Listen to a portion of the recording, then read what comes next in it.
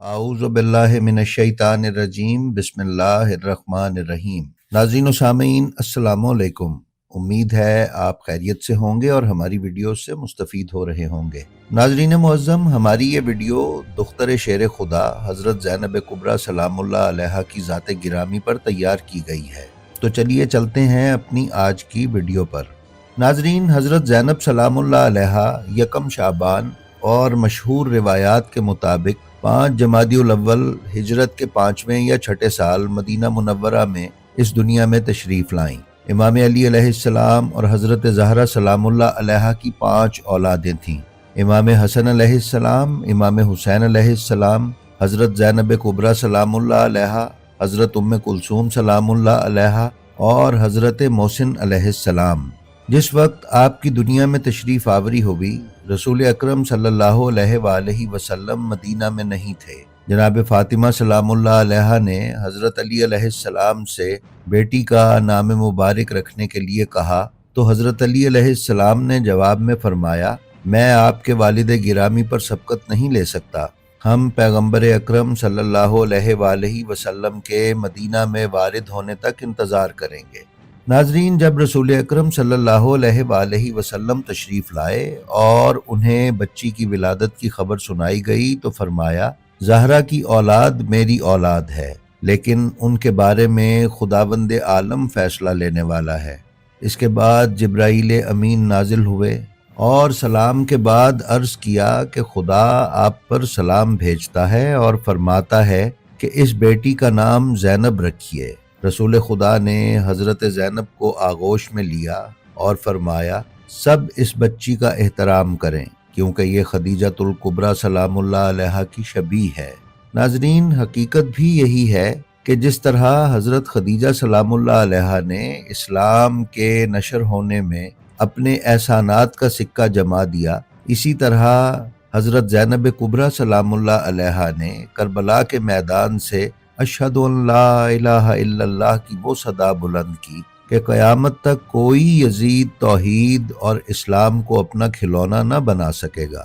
اگر 6 ہجری میں ولادت والی روایت کو معتبر مانا جائے تو حضرت زینب کبریٰ سلام اللہ علیہا نے 5 سال تک رسول اکرم صلی اللہ علیہ وآلہ وسلم کے وجود مبارک سے فیض حاصل کیا۔ تاریخی کتابوں میں آپ کے ذکر شدہ القابات کی تعداد 61 ہے۔ ان میں سے کچھ مشہور القاب یوں ہیں: ثانی زہرا، عالمہ غیر معلمہ، نائبۃ الزہرا، عقیلہ بنی ہاشم، نائبۃ الحسین، صدیقہ صغریٰ، محدثہ، زاہدہ، فاضلہ، شریکۃ الحسین، راضیہ بالقدر والقضاء۔ ناظرین، کتاب عوالم العلوم میں بیان کیا گیا ہے کہ جب سیدہ زینب سلام اللہ علیہا امام حسین علیہ السلام کی زیارت کے لیے تشریف لے جاتی تو امام حسین علیہ السلام آپ کی تعظیم میں کھڑے ہو جاتے اور آپ کو اپنی جگہ پر بٹھاتے تھے۔ بہار الانوار جلد 45 صفحہ 162 پر بیان کیا گیا ہے کہ امام سجاد علیہ السلام آپ کی شان والا صفات کے بارے میں فرماتے ہیں، حضرت زینب سلام اللہ علیہا بحمد اللہ ایسی عالمہ ہے جنہوں نے کسی معلم کے سامنے زانوئے ادب طے نہیں کیا، اور ایسی دانا اور علم والی ہیں جس نے کسی سے نہیں سیکھا۔ کتاب زینب الکبریٰ میں شیخ جعفر النقدی نے جلد 1 صفحہ 122 پر بیان فرمایا ہے کہ یحییٰ المازنی نے روایت کیا کہ میں مدینہ میں کافی دنوں تک امیر المومنین علیہ السلام کے ہمسائے میں رہتا تھا۔ خدا کی قسم، میں نے کبھی بھی جناب زینب سلام اللہ علیہا کو نہ دیکھا اور نہ ہی ان کی آواز سنی۔ جب بھی وہ اپنے جد حضرت رسول خدا صلی اللہ علیہ وآلہ وسلم کی زیارت کا ارادہ کرتیں، رات کی تاریکی میں گھر سے نکلتیں، حسن دائیں جانب اور حسین بائیں جانب اور امیر المومنین آگے آگے ہوتے۔ جب وہ قبر کے قریب پہنچتیں تو چراغ کی روشنی بجھا دیتے۔ امام حسن نے ایک بار سوال کیا تو امیر المومنین نے فرمایا، میں چراغ اس لیے بجھاتا ہوں تاکہ تمہاری بہن زینب کو کوئی نہ دیکھ سکے۔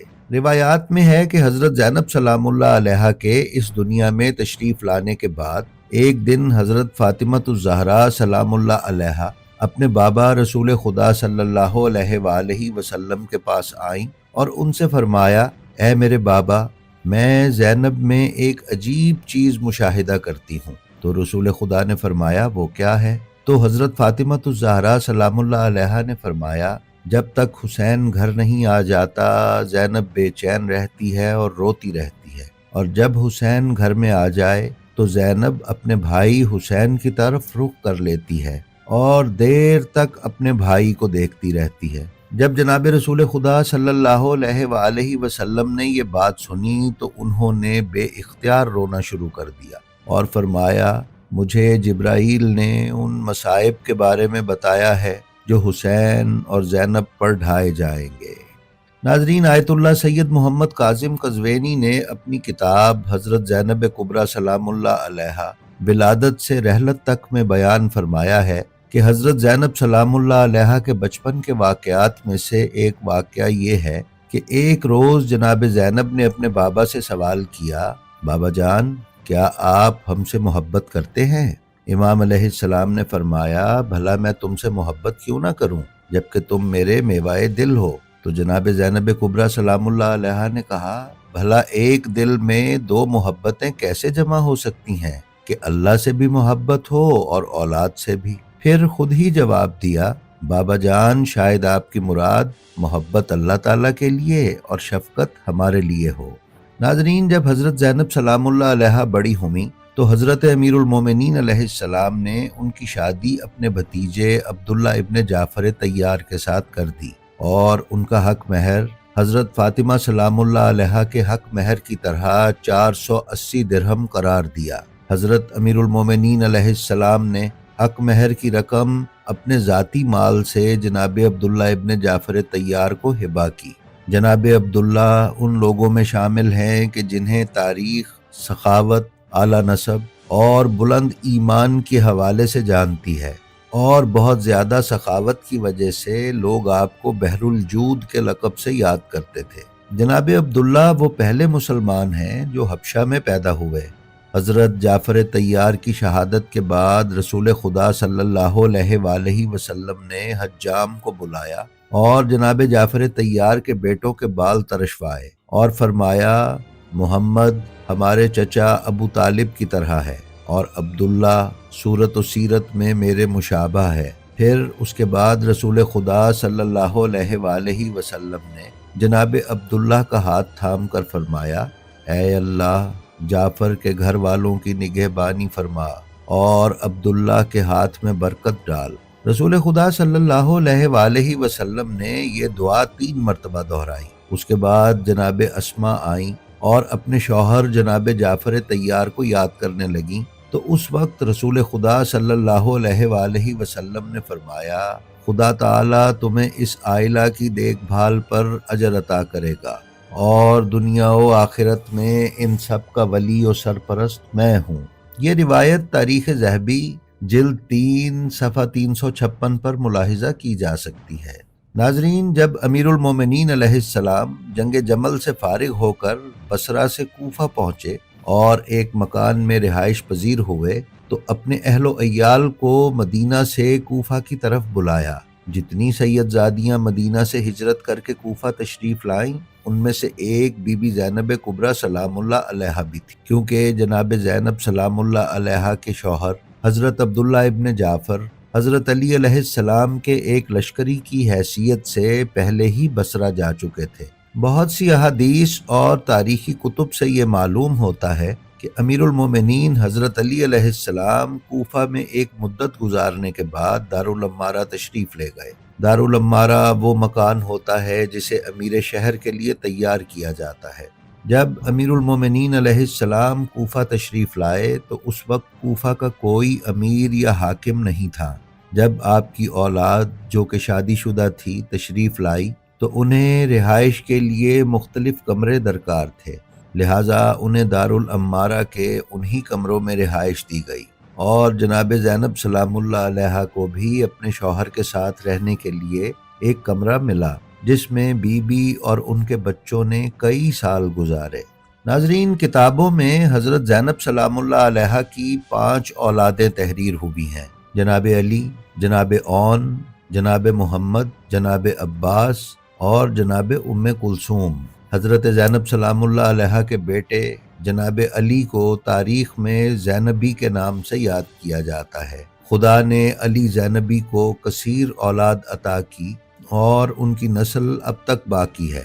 جناب اون محمد کربلا کے میدان میں امام حسین علیہ السلام اور اسلام کی نصرت کرتے ہوئے شہید ہوئے اور امام حسین علیہ السلام کی تربت اقدس کے ساتھ گنج شہداء میں دفن ہوئے۔